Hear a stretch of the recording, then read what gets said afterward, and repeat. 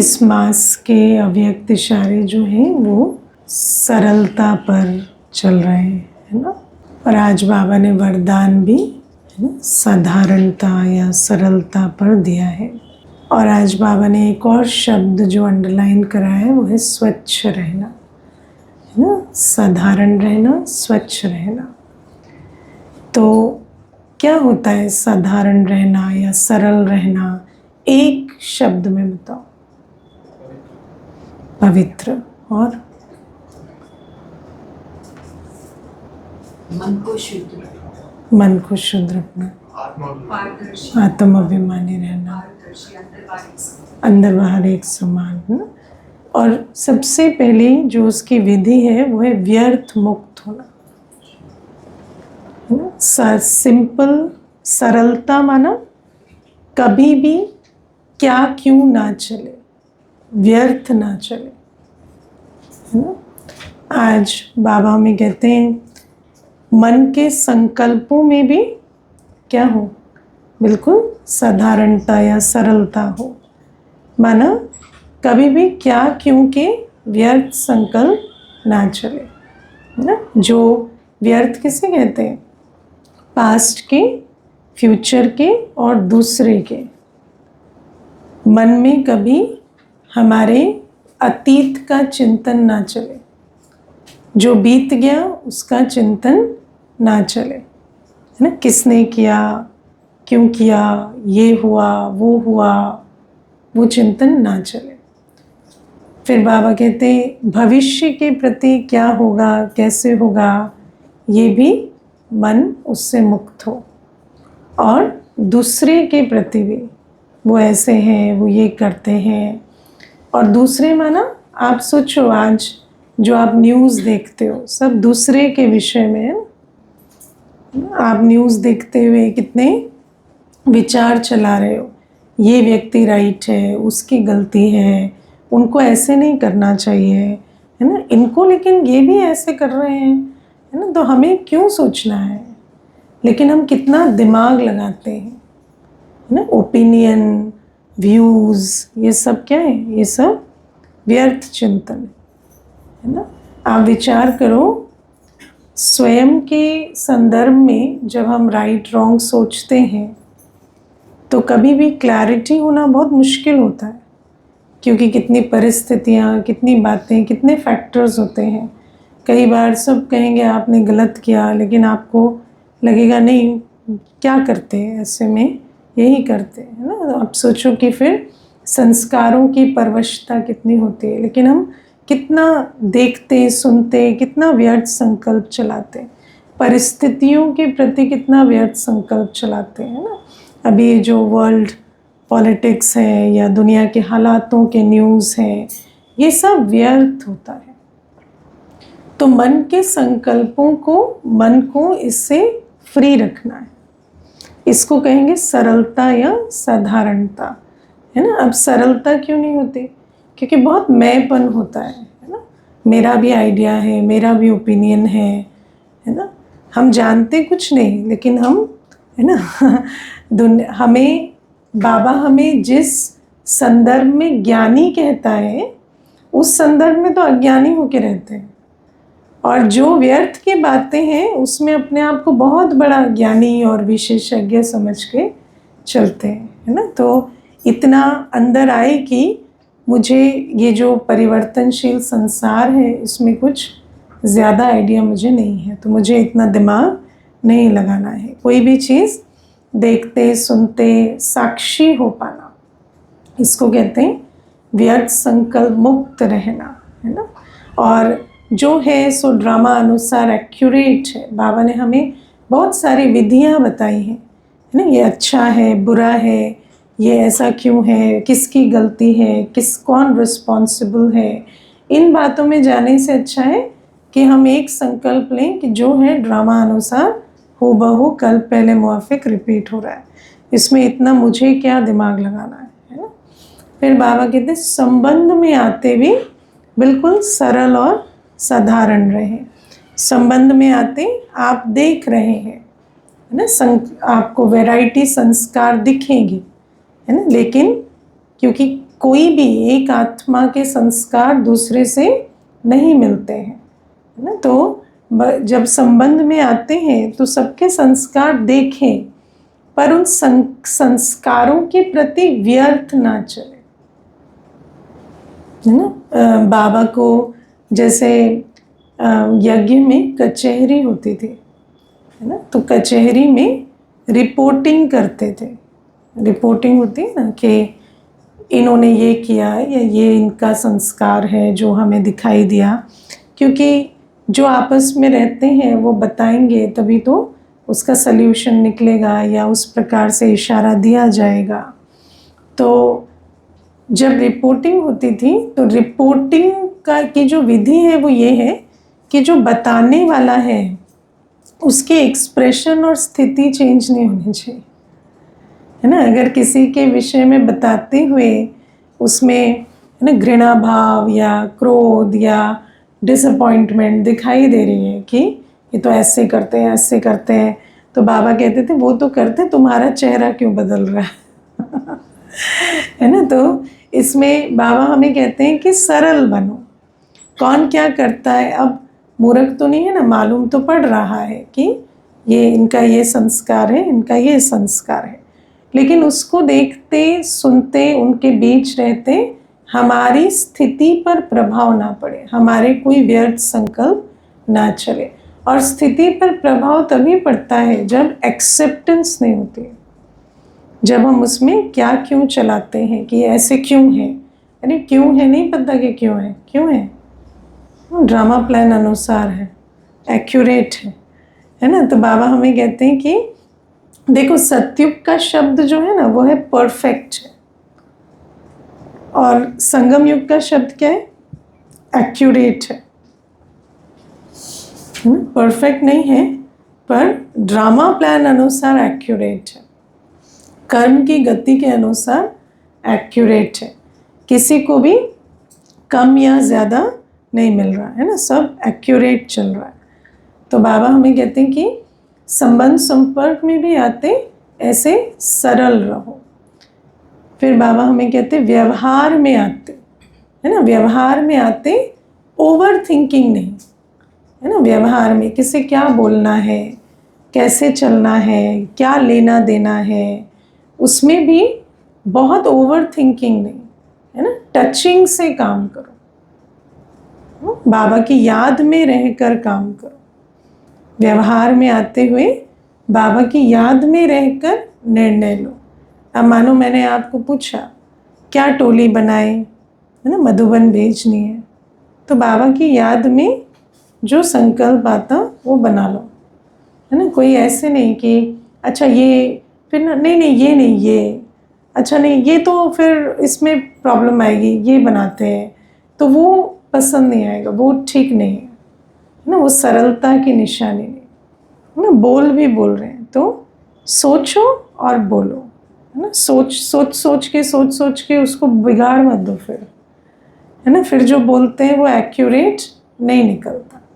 तो बाबा की याद में रहकर जो सरल रहते हैं ना, संकल्पों में जो सरल रहते हैं, संबंध संपर्क में आते, उनको अच्छी टचिंग होती है ना। क्या बोलना है, कितना बोलना है, कैसे कर्म में आना है, उस टचिंग से काम करो। तो बाबा कहते हैं बाबा की याद में रहकर व्यवहार में भी सरल बनो, ओवर थिंकिंग नहीं करो, है ना। फिर बाबा कहते हैं रहन सहन में भी सिंपल, है ना। रहन सहन में भी जैसे टू मच थॉट नहीं, है ना। और एक तो अपनी मूड के हिसाब से, इसके हिसाब से, उसके हिसाब से नहीं, श्रीमत के हिसाब से, है ना। भोजन कैसा हो, श्रीमत के हिसाब से, रहना सहना कैसा हो, श्रीमत के हिसाब से, तो सिंपल होगा। अगर मुझे कैसे पसंद के हिसाब से, मूड के हिसाब से, दूसरों की पसंद के हिसाब से कितने तरीके से रहने सहने की कोशिश करेंगे तो बहुत कॉम्प्लिकेटेड हो जाता है ना। और सरलता की सबसे अच्छी विधि है सब कुछ श्रीमत के हिसाब से करो, है ना। मुझे एक बार एक बहन कहती थी आजकल बोलने में डर लगता है ना, कोई भी बात करने में ऐसे टेंशन होती है। तो मैंने कहा क्यों टेंशन होती है, तो कह रही सोचती हूँ इनको पसंद आएगी या नहीं, उनको पसंद आएगी या नहीं, उसको पसंद आएगी या नहीं, है ना, या उसके बाद वो ऐसे ना कह दे, वो ऐसा ना फील कर लें। तो मैंने कहा बाबा ने आपको इतना थोड़ी बोला है। बाबा ने कहा है कि जो भी बोलते हो देखो कि श्रीमत के हिसाब से राइट है, ब्रह्मा बाबा ऐसे बोलते तो बोल दो, उसमें इतना उसको पसंद आएगा या नहीं, उसको पसंद आएगा या नहीं। अब आप सोचो कि जैसे रहन सहन भी होता है, तो आजकल दुनिया में क्या करते हैं, पहनना भी है ना, ड्रेस भी, तो क्या है ना, स्थान के हिसाब से, लोगों के ओकेजन के हिसाब से, मूड के हिसाब से, है ना, कितने प्रकार से देखते हैं। लेकिन बाबा हमें कहते हैं नहीं, श्रीमत के हिसाब से अपना रहना सहना रखो। ऐसे नहीं कि 15 प्रकार के आपको खान पान, 15 प्रकार के आपको है ना कपड़े आदि ये तैयार, या जूते कितने वैरायटी के, ऐसा कोई ज़रूरी नहीं है। हमारे सेंटर्स पर क्या होता है, जो कपड़े आदि होते हैं वो एकदम एक ही होते हैं सारे साल के, है ना, और प्लस ज़्यादा से ज़्यादा क्या होता है, एक विंटर में स्वेटर डालते हैं, उससे ज़्यादा कुछ नहीं होता, है ना। तो बाबा कहते हैं इतना विस्तार में हमें नहीं जाना, हमारे को सिंप्लीफाई करना है। और आजकल आप देखो दुनिया में भी ये बात होती है, दुनिया में भी ये जो रहन सहन को सिंप्लीफाई करने की बात करते हैं। लेकिन क्या है, अगर संकल्प संबंध में अगर सरलता नहीं है तो रहन सहन में भी नहीं आ सकता, है ना। क्योंकि अगर आप सोचेंगे कि वो क्या सोच रहा है तो रहना सहना भी उनके हिसाब से ही पड़ेगा। तो बाबा हमें कहते हैं कि इस प्रकार सरलता को जीवन में लाना है। और जो ऐसे सरलता को जीवन में लाते हैं उनके अंदर जो गुण होता है वो होता है स्वच्छता, है ना, प्योरिटी। जैसे एक तो प्योरिटी हमारी धारणा का हिस्सा है, लेकिन हमारी वाइब्रेशन भी प्योरिटी की बनती है ना। आप देखना ऑनेस्टी, सिंप्लिसिटी बहुत अट्रैक्टिव होती है ना। जो सिंपल होते हैं, ऑनेस्ट होते हैं, उनके प्रति हर एक को ट्रस्ट बैठता है, उनको उनके साथ संबंध संपर्क में आने में उनको कोई रेजिस्टेंस नहीं होती। तो बाबा कहते हैं सरलता और स्वच्छता जो है यही महानता है। क्योंकि महानता माना क्या, हर आत्मा को आपके प्रति ऐसा होगा कि इनके द्वारा हमारी झोली भरेगी। तो ये बाबा कहते हैं इस प्रकार से हमें चलना है। और जो सरलता वाले नहीं होते ना, वो प्रॉब्लम रूप बन जाते हैं। आज बाबा हमें ये भी समझाते हैं, क्योंकि अपने ही संकल्प, अपने ही है ना, अपने ही भावनाओं के जाल में फंसकर और बहुत प्रॉब्लम क्रिएट करते हैं। पहले अपने अंदर फीलिंग क्रिएट करते हैं, फिर उस फीलिंग पे रिएक्ट भी करते हैं। जैसे अंदर अंदर अंदर अंदर सोचेंगे कि ये मेरा अच्छा नहीं सोचते, ये मेरा कल्याण नहीं चाहते, और फिर क्या करेंगे, वो जो परसीव्ड थ्रेट है, रियल थ्रेट नहीं है, वो अपने अंदर आप सोच रहे हैं कि सामने वाला मुझे मान नहीं देता, या कुछ नहीं समझता, या मुझे सपोर्ट नहीं करता, या उसकी भावना मेरे प्रति विपरीत है। और फिर वो जो अपनी फीलिंग है उसके आधार से अपने आप को डिफेंड करने के चक्कर में उसको अटैक कर देंगे, है ना, या अननेसेसरी किनारा करके चलेंगे, या कुछ ना कुछ ऐसी चीज़ करेंगे। तो बाबा हमें कहते हैं जो सरलता वाले नहीं होते ना, वो फिर बहुत प्रॉब्लम रूप बन जाते हैं। इसीलिए हमें सरल और स्वच्छ बनना, और यही महानता है ना। दुनिया में कहते हैं, सुना है हमने भी पहले, सिंप्लिसिटी इज़ ग्रेटनेस, लेकिन या to be simple is to be great बोलते हैं ना, लेकिन उसका अर्थ हमें नहीं मालूम होता। क्योंकि मनुष्य तो ज़्यादा से ज़्यादा रहन सहन या खान पान की सिंप्लिसिटी जो है उसके बारे में बता सकता है। फिर प्यारे बाबा आज हमें समझाते हैं कि हम बच्चों को बाबा ने 3 तख्त दिए हैं, परमात्मा तख्त, है ना, भ्रिकुटी तख्त और विश्वराज का तख्त। भ्रिकुटी तख्त पर विराजमान होते हैं, है ना, ज़्यादातर जब योग करते हैं तो भ्रिकुटी तख्त पर विराजमान होते हैं। कोई कौन है जो सुनाएंगे कि परमात्मा तख्त का अर्थ क्या होता है, अनुभूति क्या होती है, भृकुटी तख्त का अर्थ क्या है, अनुभूति क्या है, और विश्व राज्य का तख्त और अनुभूति क्या है? तीनों कौन सुनाएंगे, एक कोई बताओ। हाँ जी बताओ। परमात्मा तत्व जब हम सेवा कर सकते हैं और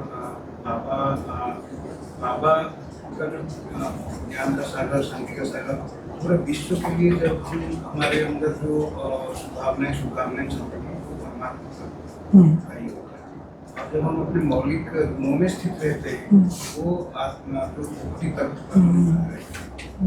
और विश्व राज्य तत्व जो है वो संपूर्ण निर्विकारी स्थिति में जब हम रहते हैं तो वो विश्व राज्य तत्व है ना। तो परमात्मा तख्त जो है वो है जब हम, जिसको हम लोग जब योग में विजुअलाइज करते हैं, तो परम धाम में मैं आत्मा बाबा की दिल की डिब्बी में बैठी है ना। जैसे बाबा तो वैसे एक पॉइंट है, फिर उस पॉइंट में भी एक हार्ट है है ना। फिर उस हार्ट के अंदर मैं आत्मा बैठी हूँ, और उस दिल की डिब्बी में, उस तख्त पर अनुभूति क्या है?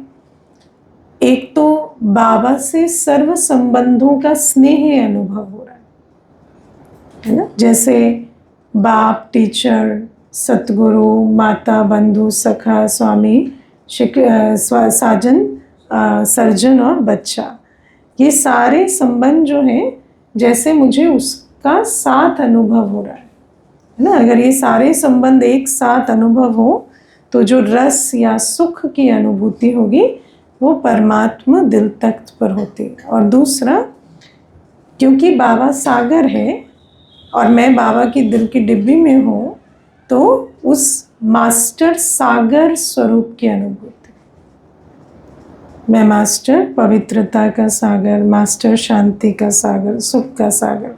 तो ये विजुअल ये होता है और अनुभूति ये होती है। और इसका आधार क्या होता है? बाबा हमें कई बार साकार मुरलियों में कहते हैं कि तुम्हें अभी संगम युग पर आत्म अभिमानी भी बनना है और परमात्म अभिमानी भी बनना है ना। बस सुना है ना मुरलियों में। तो आत्म अभिमानी तो भृकुटी तख्त है, लेकिन परमात्म अभिमानी माना क्या?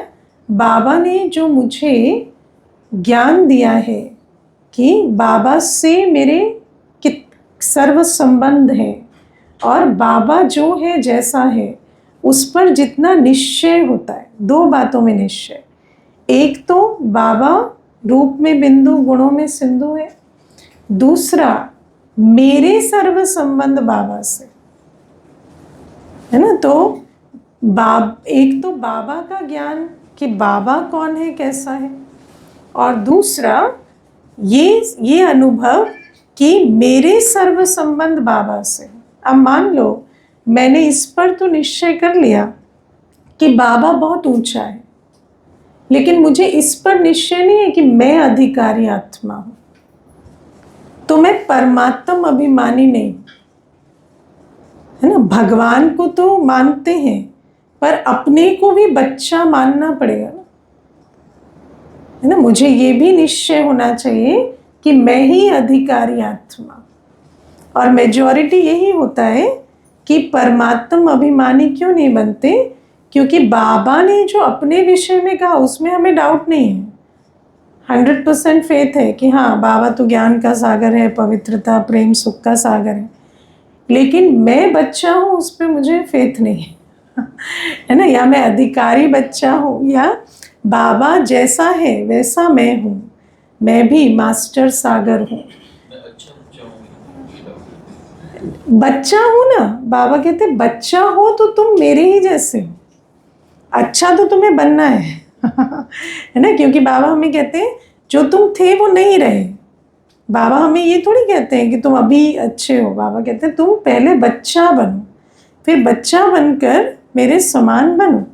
लेकिन वो जो अधिकार है ना कि मैं बच्चा हूँ, वो पहले उसमें कन्विंस नहीं होते, है ना। क्योंकि भक्ति में भगवान, देखो हमारे जो लिमिटिंग बिलीव्स हैं वो कैसे हैं भक्ति में भगवान को हमेशा ऊंचा दिखाया गया है, तो भगवान को ऊंचा मानने में हमें मुश्किल नहीं होती, अपने को बहुत नीचा दिखाया गया है। इसीलिए बाबा कहते हैं जब स्वयं को ये बात आती है ना, मैं मास्टर सागर, जैसा बाबा है वैसा मैं हूँ, तो उसमें चैलेंज आता है कि मैं मास्टर सागर हूँ, उस अनुभव में स्थित नहीं हो पाते। तो बाबा हमें ये समझाते हैं कि बाबा ने मुझे दिल तख्त दिया है ना, उस दिल तख्त पर मुझे बैठना पड़ेगा। दिल तख्त पर बैठना माना इस स्मृति में रहना कि बाबा तो सागर है और मैं मास्टर सागर हूँ, है ना। बाबा तो पिता है, वर्षा दे रहा है और मैं वर्षे की अधिकारी हूँ, है ना। बाबा तो ज्ञान सागर है और मैं मास्टर ज्ञान सागर आत्मा हूँ। तो बाबा कहते हैं ये जो अनुभव है इसमें बैठते हो,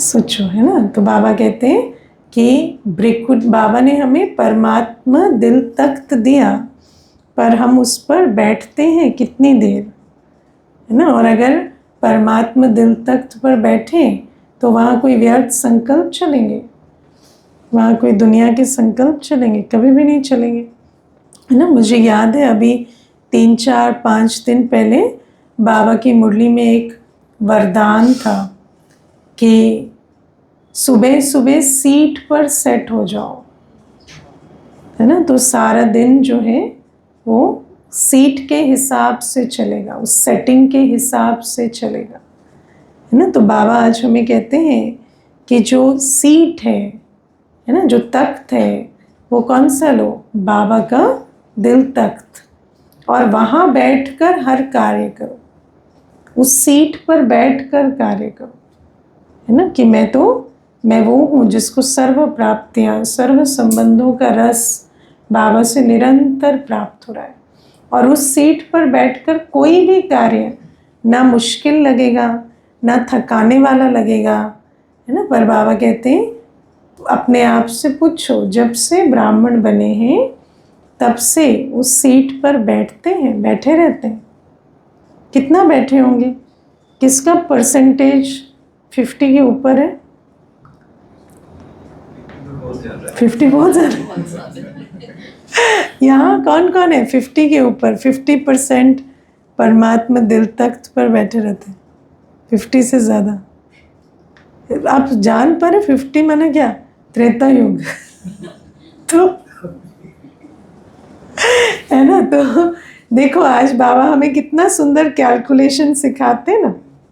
अब मान लो आंसर नहीं आ रहा कि 50 के ऊपर है ना, तो क्या करना है फिर? तो फिर पुरुषार्थ करो। बाबा ये मुरलियाँ क्यों चला रहे हैं? ताकि बच्चे अपने आप ही चेक कर लें और अपने आप ही फिर निर्णय कर लें। देखो वैसे किसी को ऐसे मैं आपको चलते फिरते कह दूँ आपका तो सत्युग वाला नहीं लग रहा, तो कैसा लगेगा, है ना। लेकिन देखो जो लॉ है वो लॉ है ना।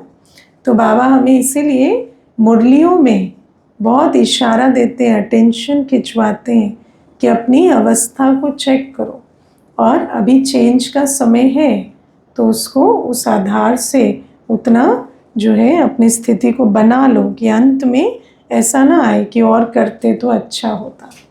तो बाबा कहते हैं निरंतर परमात्मा दिल तख्त पर बैठकर कार्य करो। दुनिया में कोई भी श्रेष्ठ कार्य बिना तख्त के नहीं होता, है ना। कोई भी अथॉरिटी में जो होते हैं वो पहले गद्दी पे बैठेंगे फिर कार्य करेंगे, है ना। आज मुझे कोई बोले कि आप प्राइम मिनिस्टर की ड्यूटी कर लो, मेरी सीट थोड़ी है, मैं क्यों करूं उनका काम? वो जो उनका काम है वो स्वयं करें। क्यों? क्योंकि जो मेरी सीट नहीं वो मेरा काम नहीं, है ना। इसीलिए पहले सीट पे बैठना पड़ता है। तो बाबा कहते हैं कि परमात्म दिल तख्त पर नहीं बैठेंगे तो बाप समान विश्व कल्याण का कार्य कैसे करें, है ना। सीट से स्थिति है, स्थिति से फिर आगे का, है ना, संकल्प चलेंगे या कार्य होगा। फिर बाबा दूसरा तख्त कहते हैं भ्रिकुटी तख्त, है ना। भ्रिकुटी तख्त है आत्म अभिमानी स्थिति, आत्म अभिमानी स्थिति में मैं आत्मा कर्मेंद्रियों की मालिक हूँ, है ना, सारे दिन, है ना। जैसे वहाँ मैं बाप के गुणों शक्तियों की अधिकारी हूँ, है ना, यहाँ मैं अपनी कर्मेंद्रियों की मालिक हूँ।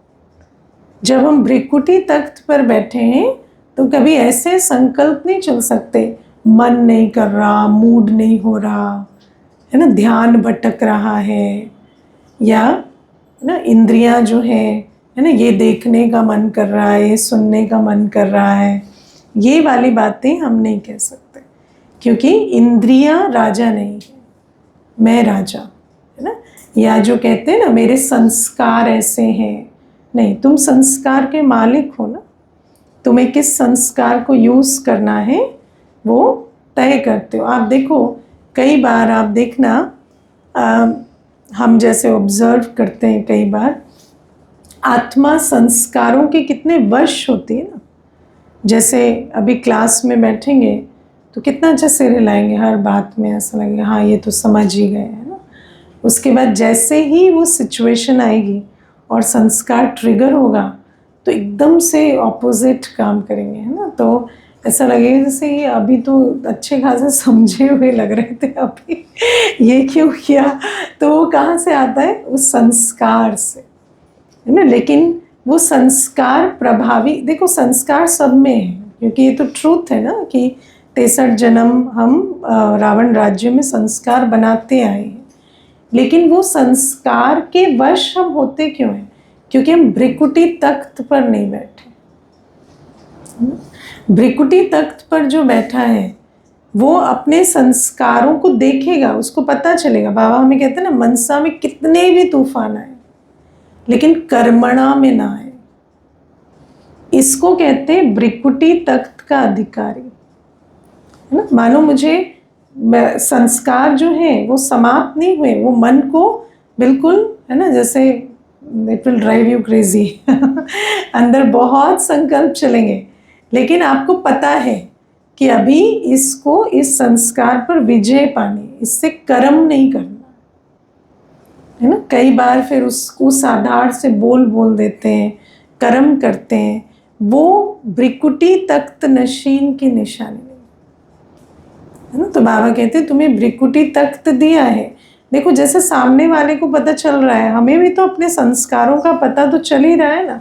ऐसा नहीं है, मैंने बहुत अच्छे अच्छे ब्राह्मणों को देखा है, अपने संस्कार का वर्णन खुद भी करते हैं कि हाँ ये संस्कार है, मैं जान पा रहा हूँ। लेकिन फिर वो जब कर्म, वो जब संस्कार ट्रिगर हो रहा है तो भी जान पाओ ना। कोई ये नहीं कह रहा कि वो ट्रिगर नहीं होगा, है तो होगा ट्रिगर, लेकिन उसके अधीन होकर फिर बोल दिया, कर्म कर दिया, इतनी कर्म कहानी बना दी, ऐसा नहीं हो। तो बाबा हमें कहते ये है।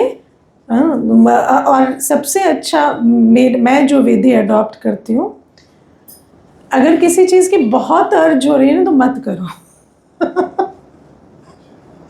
है ना। बहुत अगर आपको ये बोलने का दिल कर रहा है तो मत करो, वो सोचा समझा हुआ नहीं, वो इमोशनल है ना। तो जब आप सोच समझ के कर रहे हैं ना तो वो स्टेबल होगा।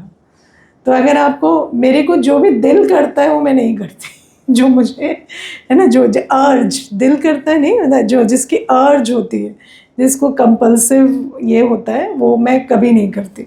ना वो बोलती हूँ, ना वो काम करती हूँ। अगर बहुत मन कर रहा है तो मत करो तो ये बहुत मेरे को तो ये चीज़ काम देती है। मुझे नहीं पता आपको काम आएगी, लेकिन मुझे काम देती है। तो अगर बहुत मन कर रहा है तो मत करो। मन कर मतलब अगर सोच समझ के है तो उसमें स्टेबिलिटी होगी। तो वो आपको आप अपने आप को, you can create an image कि मैं अभी आई कैन नॉट मूव है ना, मुंह बंद है मेरा, अभी कुछ नहीं कर सकते, है ना। तो कहीं भी जैसे कोई ऐसे स्थान पे आप बैठे हो जहाँ कांस्टेंट ट्रिगर हो रहा है ना, तो आपको वहाँ पर आपको अपने आप को ऐसे बिठाना है कि मुझे अभी यहाँ टेप लगा हुआ है, चुप रहना है मुझे मुझे हाँ, तो वो तख्त पे बैठना है ना, मैं तख्त पे बैठूं और मुझे ये अपनी विधि अपनानी है। कि मुझे नहीं बोलना, नहीं करना, है ना। और जब भी, और हर बोलना करना है सोच समझ कर। देखो, जो चीज़ आप सोच समझ कर करते हो ना, उसको आप रिपेंट नहीं करते, पश्चाताप नहीं होता। और जहाँ पर संस्कार के वश होता है, बाद में पश्चाताप होता है। और ब्राह्मण जीवन में पश्चाताप नहीं होना चाहिए ना। ब्राह्मण जो भी करते हैं सोच समझ कर करते हैं। हम क्रोध में इमोशनल होकर हम 4 बातें सुनाते हैं, ऐसा नहीं सुनाते, लेकिन हम सोच समझ कर सुनाते हैं। जब हमें लगता है ना कि ये आत्मा को ये बात ऐसे कहनी है, ये इस विधि से समझेंगे तो वो समझाते। मैं आपको कई बार वो एग्जाम्पल देती हूँ ना। एक बार एक भाई आए, तो एक्टिविस्ट थे, तो वो ना, किस एक्टिविस्ट लोग इसकी बात नहीं सुनते ना, तो वो बहुत बोलने का उनको संस्कार। अब उनकी युगल जो थी वो मध्य प्रदेश से, भोपाल से वो युगल आती थी, बेटे के पास यहाँ रहती थी, तो वो आती थी। तो अब वो आए, तो वो भाई 2 दिन में चले जाएंगे, तो युगल को ऐसे था कि थोड़ा सेंटर पर कुछ तो सुने, तो लेकर आई। तो मुझे बोली, दीदी प्लीज़ इनको ना थोड़ा ज्ञान आप सुनाना, है ना। तो फिर वो बैठे, वो बोलते ही चले जाए, वो मुझे बोलने ही ना दे। ज्ञान क्या सुनाएंगे, वो तो मुझे मुंह ही ना खोलने दे, वो बोलते चले जाए, बोलते चले जाए। तो मैंने घड़ी देखी, 45 मिनट हो गए, अब ये मुझे बोलने ही ना दे। तो मैंने कहा, अब ये माता इतनी मेहनत से लाई है, कुछ तो सुने। तो मैंने उनको कहा, आप इतना ज़ोर ज़ोर से क्यों बोलते चले जा रहे हैं, मुझे डराने की कोशिश कर रहे हैं आप। तो उनको ना, तो जैसे ऑब्जेक्ट कर दो ना, तो थोड़ा सतर्क हो जाते हैं कि कोई केस वेस हो जाए, तो शांत हो गए फिर। तो मैंने कहा, अभी आप यहाँ पे सुनने आए, बोलने आए हैं? तो कहते हैं, नहीं मैं तो सुनने आया हूँ। तो मैंने कहा, अभी चुपचाप बैठ के सुनिए। तो फिर 15 मिनट मैंने उनको सुना। उसके बाद बाहर जाकर कहते हैं अपनी युगल को, ज्ञान तो इनका बहुत अच्छा है। तो उनकी युगल कहती है, अच्छी चीज़ें तो बहुत है दुनिया में, पहली बार तो आपने कुछ सुना है बोलते ही रहते हो आप तो आप सोचो कि कई बार हमें भी इस प्रकार से युक्ति रचनी पड़ती, लेकिन परवश होकर, है ना। कभी भी ब्राह्मण परवश नहीं होता, ब्राह्मण को कभी पश्चाताप नहीं होता, है ना। तो ये भ्रिकुटी तख्त की निशानी है। और भ्रिकुटी तख्त के लिए अभ्यास करना पड़ता है ना। बैठो, बार बार बैठो, मैं मालिक हूँ, मेरा मन है, मेरे संस्कार हैं। आज बाबा ने जो कहा ना कि संस्कारों की परवशता दूर होनी चाहिए, है ना। क्योंकि जब संस्कार के परवश होते हैं तो व्यर्थ चलता है, ठीक है। संस्कार के परवश होकर व्यर्थ संकल्प, व्यर्थ बोल, व्यर्थ कर्म होता है। और जो व्यर्थ होता है ना, उसका बोझ क्रिएट होता है, और जिसका बोझ क्रिएट होता है वो आपको उड़ने नहीं देता, है ना। इसीलिए बाबा ने कहा, जो मन को बिजी रखते हैं वो मनमनाभव हो पाते हैं ना। क्योंकि जब व्यर्थ का मन को बिजी, मन जब ये जो संस्कार के वश होंगे, माना कॉन्शियस थिंकिंग नहीं है, आप वो सोच रहे हैं जो संस्कार आपको सोचने पर, है ना, जैसे ट्रिगर कर रहा है। तो जब मन को आप कॉन्शियसली बिजी रखेंगे, मुझे आज ज्ञान की, बाबा ने मुझे ज्ञान की क्या पॉइंट्स दी, या मुझे बाबा ने सेवा के लिए क्या कहा है, तो मैं उसे कैसे करूं। आज बाबा ने 3 बातें बहुत अच्छी कही ना। क्या प्लान बनाना है? 3 प्लान बनाने को कहा ना बाबा ने। नहीं, हाँ, स्व के प्रति, स्व के कल्याण के प्रति मेरा क्या प्लान है, सेंटर की वृद्धि के प्रति मेरा क्या प्लान है, और विश्व कल्याण के लिए मेरा क्या प्लान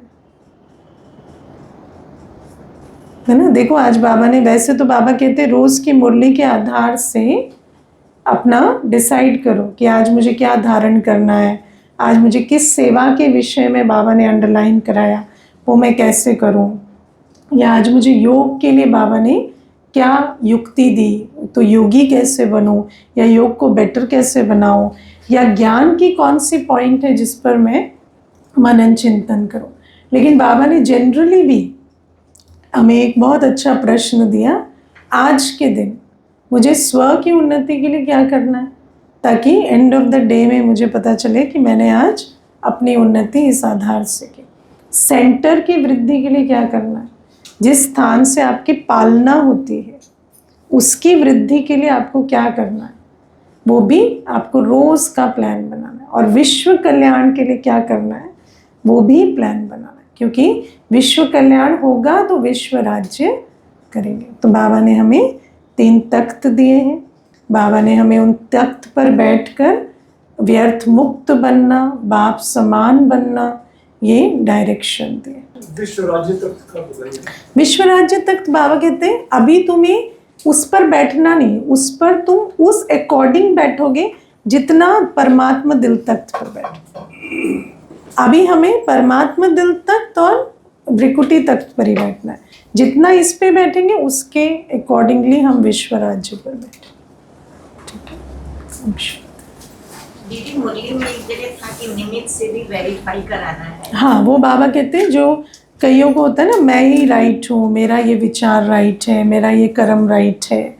तो बाबा कहते हैं कि निमित्त से भी और अन्यों से भी। देखो बाबा ने हमें 95% रूल दिया है।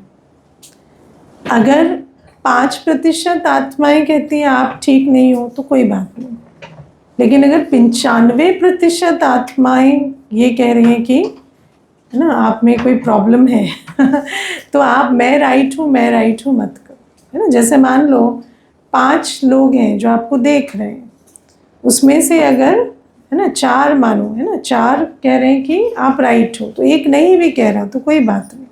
लेकिन अगर 3 कह रहे हैं, 2 कह रहे हैं कि आप राइट नहीं हो, तो उसको फिर चेक करो, है ना। क्योंकि ऐसे नहीं, और ये लौकिक की बात नहीं हो रही है, ब्राह्मण परिवार में और निमित्त से वेरीफाई करो, है ना। क्योंकि कई बार क्या होता है कि ये जो मैं राइट हूँ ये बहुत बड़ा एक माया का द्वार बन जाता है।